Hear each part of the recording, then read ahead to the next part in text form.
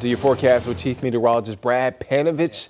A beautiful week. Oh, it's been gorgeous. Is it going to continue this weekend? Slightly. I mean, we'll have some pretty nice afternoons, but if you like the mild temperatures, this might be your last chance to enjoy it until next week when we see a warm up, because right now we're watching the first of what is going to be two cold fronts coming through the region. This one is producing some showers, and yes, we are getting some rumbles of thunder in the mountains and foothills. These storms are probably going to make it to the northwest Piedmont before they kind of fall apart.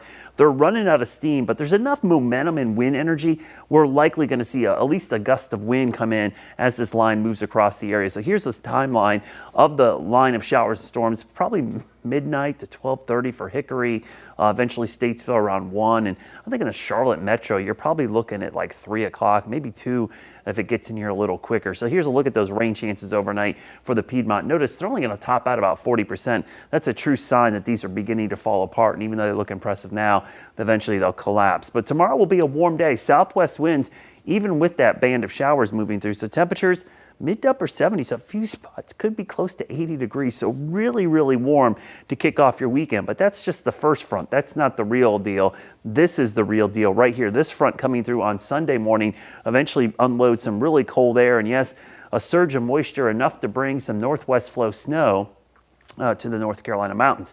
Now tonight, this is what the timing looks like. You see the first front, this moves through, and notice about 3 o'clock in the morning, kind of falls apart, moves out. Most of tomorrow's okay. Can't roll out an isolated shower. That's why we've got a 20% chance.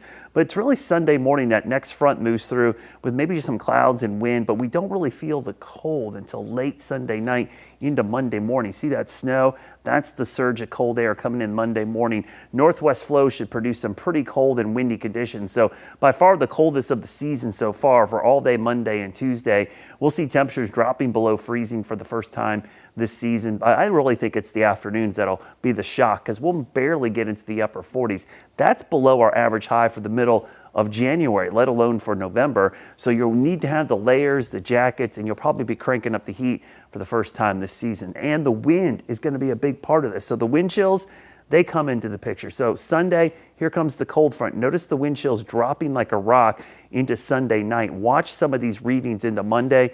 Some of these readings in the mountains will be in the single digits to below zero. We likely will see cold weather advisories for parts of the mountains. And even here in the Piedmont, we're talking wind chills in the 20s. If you have a garden, might be over by the time we get to Tuesday and Wednesday morning, because we're not only going to see a freeze, but it's likely going to be a hard freeze at that. Quick look at some of the snow totals in the mountains. Some of the higher elevations could see 2 to 4, but most areas probably a dusting to about an inch of snow up there. So this weekend, enjoy these temperatures. They won't be sticking around.